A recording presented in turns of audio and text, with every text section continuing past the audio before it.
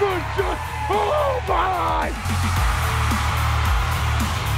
You can celebrate Georgetown! The Georgetown Raiders are Buckland Cup champions!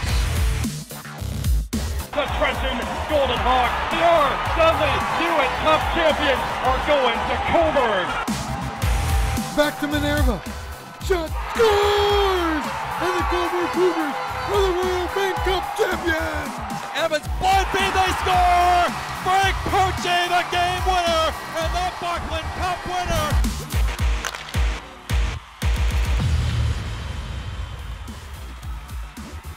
Well, it's exciting times for the OJHL. A new broadcasting agreement with CHCH TV, plus several key matchups this past week between OJ Powers. All the details coming right up. This is the OJ Today. Welcome, everybody. I'm Alex Bastiavansky. Well, this week, Commissioner Marty Savoy is going to join me via Skype later on to chat about a landmark deal that's going to see OJHL games shown in millions of homes on CHCH television. Exciting stuff. We'll also have a feature story on the Trenton Golden Hawks, who have been tearing things up in the Eastern Division all year. That's later on. But first, let's start with OJ highlights. And the Oakville Blades have been the undisputed kings of the OJHL so far this year. With apologies to North York, Coburg, Aurora, and others, you can't argue with the #1 spot in the National Junior A rankings. The problem is, when you're #1, it's like a matador waving a big red cape in front of a bull. Everyone's gunning for you. Case in point, the Whitby Fury, who have been up near the top of the OJ standings all season long, and they delivered a message last Sunday loud and clear to the Blades. OJ Highlights now, brought to you by Hilton Hotels. Hilton, the official hotel of the Ontario Junior Hockey League. Heading into this contest, Oakville had lost just 2 games in regulation time all season. They were tossing the body around early on. Thomas Maya laying the smackdown on Christian Stevens, but Stevens getting the best kind of revenge seconds later on the score sheet. His second of the season, 1-zip Fury. Dying seconds of the first frame, Amadeo Mastrangeli just floating it in over the shoulder of Chris Elliott, who'd love to have that one back. 2-0 Whitby. Second period, Derek McVeigh drawing all the attention. He feeds Ian McKinnon, and IMAC makes it 3-0 for the home squad. Luke Pearson playing like a man possessed between the posts at the other end. This save topped them all in the third, flashing the leather on Thomas Maya right on the doorstep. Grand larceny by Pearson. Derek McVeigh, he's been huge for the Fury since getting picked up by Georgetown. 6 points in 5 games. He makes it 4-0 Whitby. Big win for the Fury as they drop first place. Oakville, and according to Mastrangeli, they were just doing what Coach Rob Pearson told them. We know we got a good 4 lines up front and huge depth on the back end. So we just knew chip pucks in deep, get pucks on net, and we knew we were going to have success. That's the game plan that Rob gives us every game, and it's been working for us. Okay, an East Division tilt between Kingston and Coburg. No scoring in the first. The boys from the Limestone City break the ice in the second. Andrew Suriath to Adam Kim. He makes it 1-zip Kingston. Skip ahead to the third now. Cougars pressing. Riley McCutcheon all over the rebound like me on a Big Mac. That ties it up. So this one was off to overtime. Take it away, Kevin Dean. Off the face off a set play. Sirius now on a break. Sirius thin shot. Scores! Beautiful set play by Kingston. Gotta love that Kevin Dean call. Kingston pulls off the upset, winning 2-1. The Cougars of Burlington in Newmarket to take on the Hurricanes. The Cats draw first blood. Evan Benwell, he of the dishpan soft hands, beats Mitchell Weeks 1-zip. Second stanza, they keep it going. Josh LeBlanc, le goal. Rips that one home, 2-0 for the visitors. That's when the Canes woke up, however. Adam Trotman puts it in to cut the deficit to 2-1. Third frame, all Hurricanes. Burlington can't smother it. Jalen Balboza pounces, and they were all even at 2 apiece. 5 minutes later, sweet passing by the Canes here. Sheldon Nolan to Cole Howren. Newmarket with its first lead up 3-2. They would add one more as Graham McCrory cleans up the garbage out front, and the Canes come all the way back to grab the big 2 points. OJ Commitments, brought to you by Warrior Hockey. Warrior, the official partner of both the OJHL Game of the Week and the OJ today. And two to tell you about, Mitchell Weeks has been a stud this season for the Newmarket Hurricanes. 10-6-1 with 3 shutouts and a 1.71 goals against average. The Sudbury Wolves sure liked what they saw as they've signed the 17-year-old, and he will head there next season. Also, Ashton Stocky is lighting it up in North York, the 19-year-old. 21 points in as many games, including 7 goals. The Stratford native has committed to Division I Mercyhurst for next season. Congrats, guys, on your commitments, and good luck at the next level. 60-second Spotlight is brought to you by Troy Hockey Apparel. Troy, the official jersey supplier to the OJHL. Noah Doyle, defenseman, Burlington Cougars.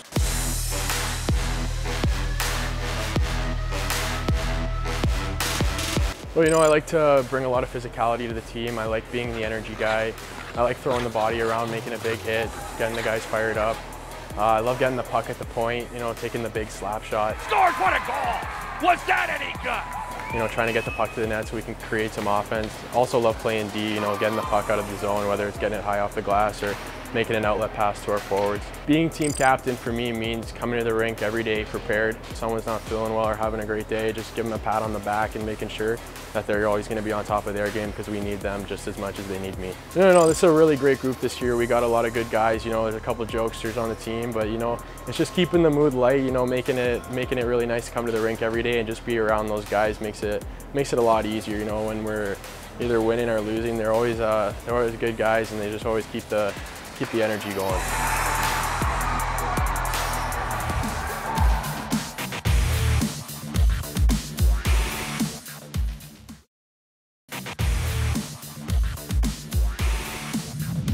Ross Krieger, left wing, North York Rangers. Shot scored! Ross Krieger! What I bring to the game is, I think, a lot of hard work and leadership. I think I bring an offensive side to the game, and I think I also bring the defensive side. I think it's important for me to be an all-around player each night. Wearing the A for me is a huge honor. I like being a leader in the room, and having that room in there with Gotts and Joe being our other big leaders, it makes my job super easy. And having every player in that room a leader makes our jobs and lives easy every day. This team is awesome. I think we have fun. We have a lot of fun on the ice and off the ice, especially in the room. We have a great group of guys this year, and I think we're all looking forward to what we can do and bring to the league this year. Krieger with base fire, scores! Oh my goodness gracious! What a shot by Ross Krieger!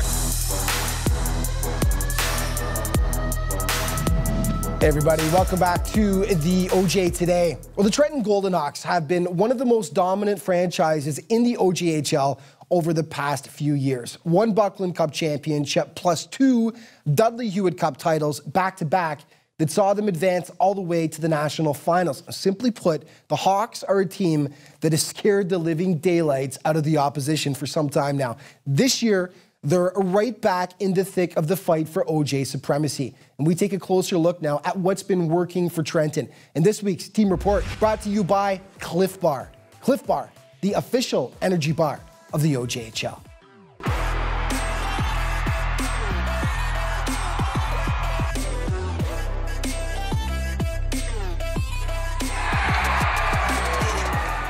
In the OJHL, when you think success, you think Trenton.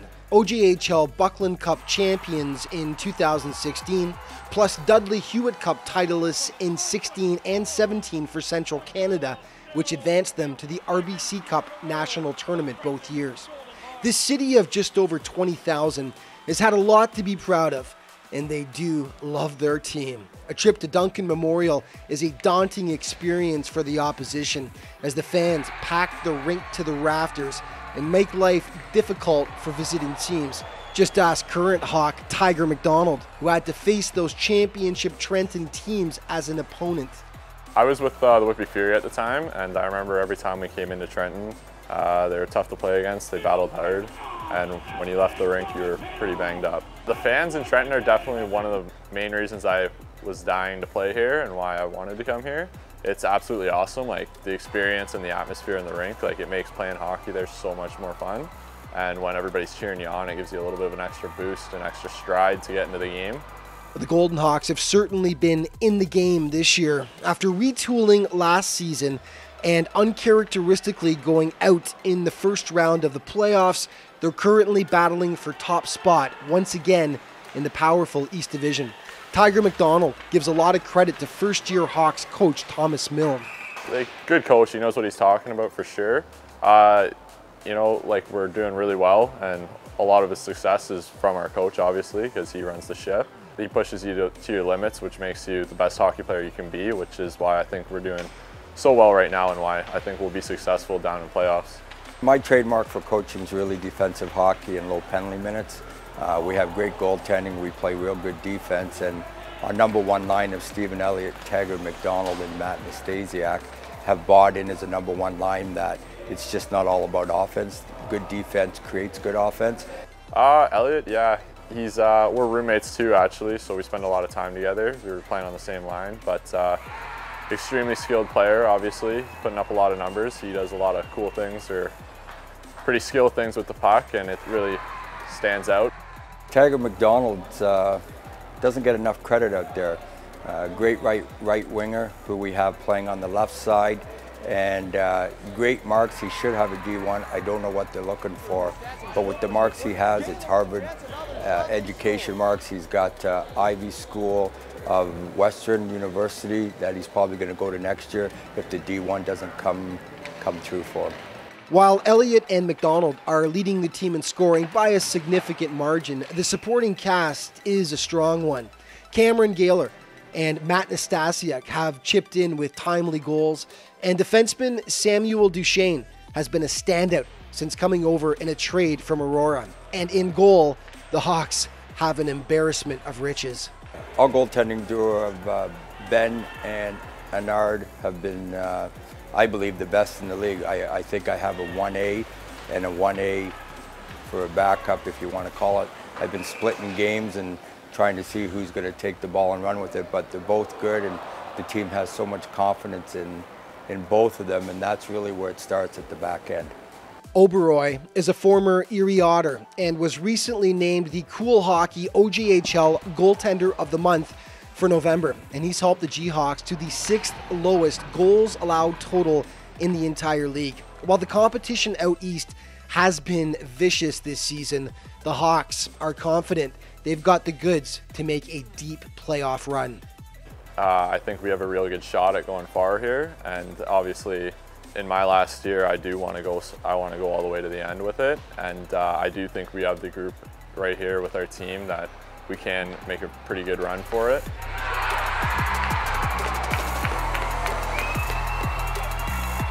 Okay, 12 OJ players were just named to the CJHL Top Prospects game, and they are Mitchell Weeks, Noah Beck, Dakota Betts, Michael Palandra, Zach Ewens, and Eric Ciccolini, along with Jamie Engelbert, Ty Glover, Spencer Kirsten, Costa Manikis, Brody McDougall, and Ryan O'Hara. Good luck, guys, at the game taking place in Okotoks, Alberta. OJ Trivia, brought to you by Cool Sports. Cool, the official apparel provider to the OJHL. This week's question: who was named the OJ's top prospect for the 2017-18 season? First correct answer to R. Morocco at the OJHL.ca wins a cool prize pack.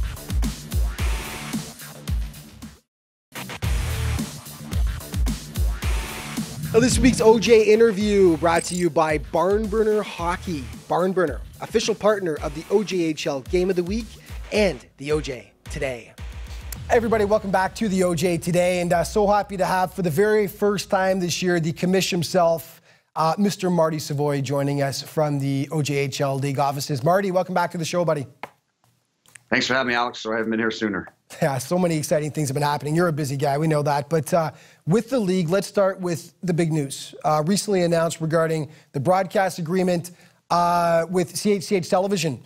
Just explain what it is and why this is going to be so huge for the OJHL. Yeah, it's pretty massive for us to be able to get our product on CHCH. They've been great partners with us. We want to showcase our players in many different mediums as possible. And this is our first foray into television. I know our players are excited, our ownership is excited. CHH has been great with us trying to move this forward. Rick Morocco from our office has been the lead. I know Alex, you've been very instrumental in this as well, and we're just really excited to be able to get our kids on TV. And it's one of the big things as a player, as a family, that you're going to be able to watch their kids playing on television. And for us to be able to do this, it's just massive step forward in the overall production and promotion of our players, trying to showcase them, not only to move them on to the next level, but just to the average fan, to kind of introduce them to the Ontario Junior Hockey League. 6 games. Starting, of course, with Whitby and Lindsay on the 22nd of December. This is going to be spread over the course of the next couple of months of the regular season. And, of course, it's got to be mentioned, extremely fortunate to have an all-star team from the man who's producing the games and Gemini sports winning producer, Michael A. Charbon, to the company behind the production and Tri-Light Television, as I mentioned, just an all-star team coming aboard for this. Yeah, it's really important that when we look at the brand and how we present our league and our players, is we can't do it in a manner that's not the best. We expect that from our players and our coaching staff. We're so lucky to have Michael come on board, and he's been unbelievable dealing with him, trying to put the production side of this thing together. We want to make sure it's a first class, something that you would look like that would be a National Hockey League type broadcast for every region up and down the spectrum of it. And he's come in and put a lot of the professionalism for us. We're very, very fortunate that he believes in what we're doing. I think he believes in the OJHL as a whole and what our players are trying to do and the advancement of them. And I don't think we're going to be able to have the production and the show that you're going to be able to see without his involvement. Some may be seeing OJHL games for the very first time. This may be the first exposure to the league in general. So what are some of the things that you want people to know about the OJHL and its mandate going forward? I think the biggest thing is that we're the largest junior A hockey league in this country. We put more players onto the next level of hockey than any other league in the country, and it's something we pride ourselves on. Our mandate and our vision for our league is to develop young men through hockey. And that's what we do day to day. That's why we're doing the CHCH Game of the Week. That's why we have different initiatives throughout the year for our players. That's why our owners are involved. That's why we as staff are involved, our coaches and trainers and general managers and athletic therapists. We're all in this thing together just trying to move these kids on. And so that's the biggest thing when you look at the OJHL. We are a development league. We look to move not only players and coaches and everybody, maybe a broadcaster one day, onto the next level, but we're here to develop young men through the game of hockey. It often gets overlooked just how many players have actually gotten their start in the OJHL. It's been a stepping stone to the next level. For the 2019 draft alone, important to point out here, 17 players, 17, who have spent time in the OJ were listed as players to watch by NHL Central Scouting. That's one of the highest amounts of any junior hockey league of any level on the planet, and projected to go #1 overall in the draft, of course, Jack Hughes, who played a couple years ago in the OJHL. Yeah, this year it was unique for us, and it seems like year after year what's happening is we're having a lot of younger players come through our league that will spend a year or two here and then move on to the Ontario Hockey League, get drafted to there, or even go to the NCAA, or drafted out of the NCAA. So this year there were 17 kids that have come past through our league.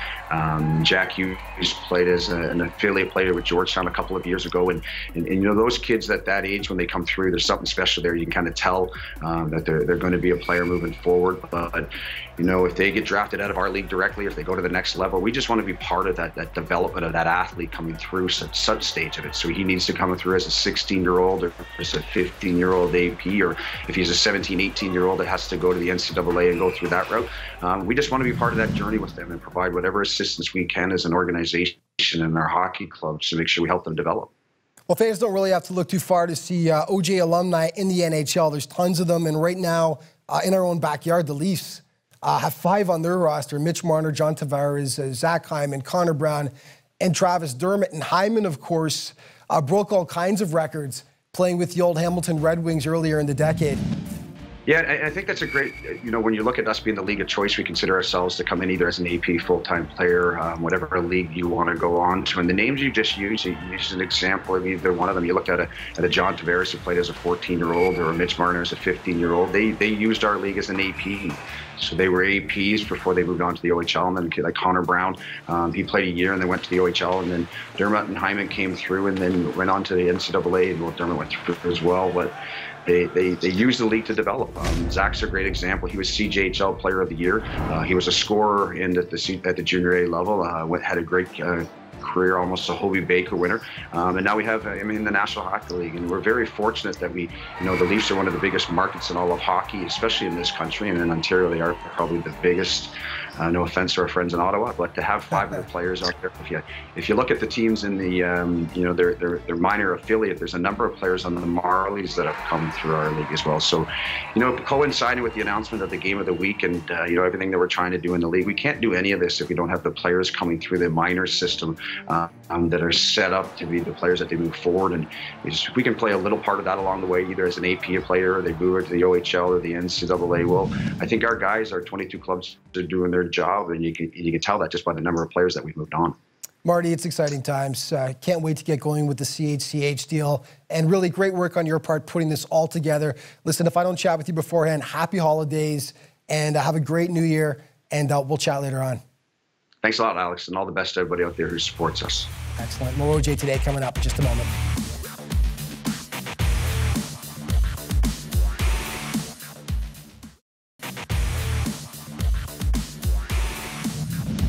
Hey everybody, welcome back to the OJ Today. Well, the Wellington Dukes took things to a whole new level in the playoffs last year. I mean, sure, they won the East Division regular season title, but they weren't exactly considered a favorite to capture the Buckland Cup championship. Well, the Dukes laughed in the face of the prognosticators by not only capturing the OJ title, but also advancing all the way to the national championship game before bowing out. This year, the Dukes are within striking distance of the East Division title once again, and they were visiting Mississauga last Saturday. The Chargers, unfortunately, are mired in last place in the South right now, in danger of missing the playoffs, and they were facing a hungry Wellington squad looking to move up in the East.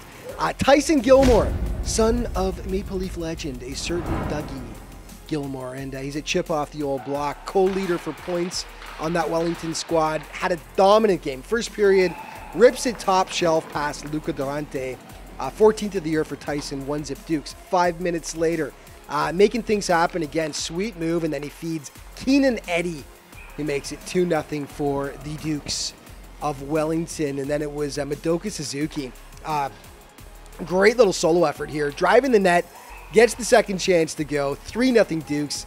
The teams would go back and forth after that, but Wellington would take it 5-2 to come away with the points. Okay, first in the East up against first in the South. Coburg taking on North York. 4:23 in.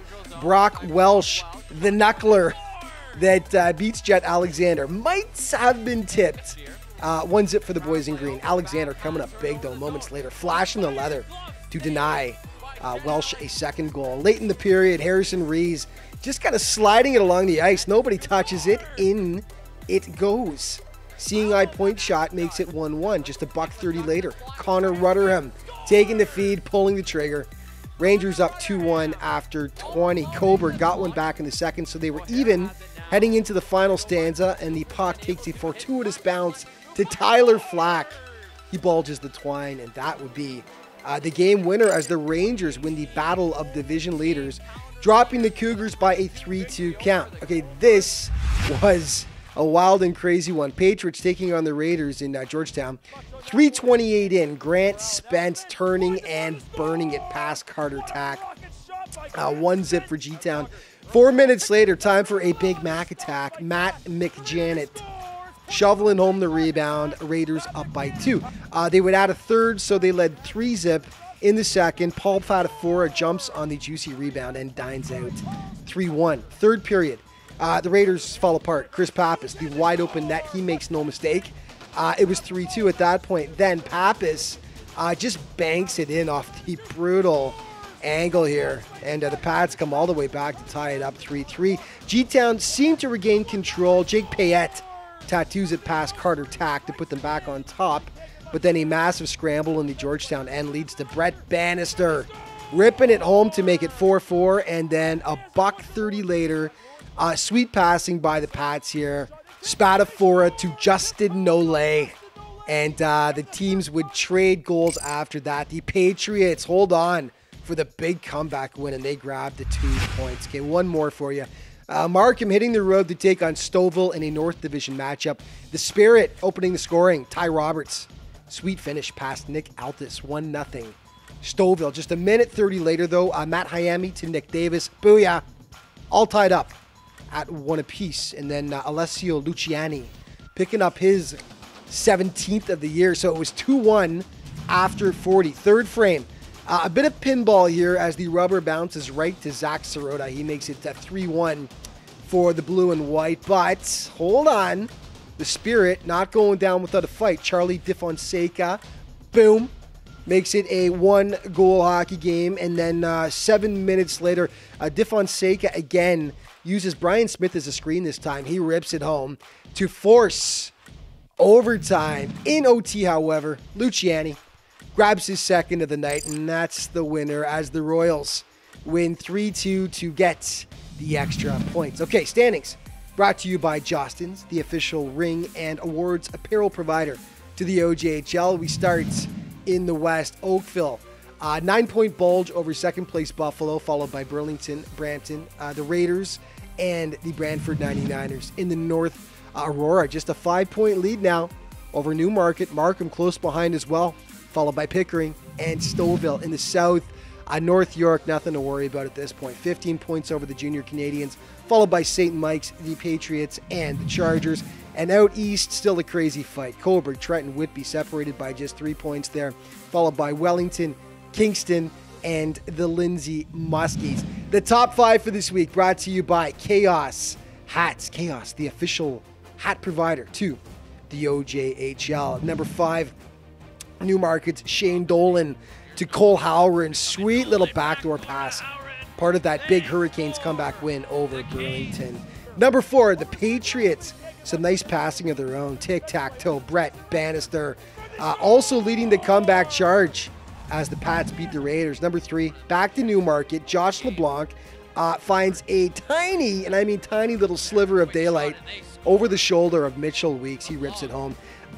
Number 2, second overtime. Kingston and Cobourg.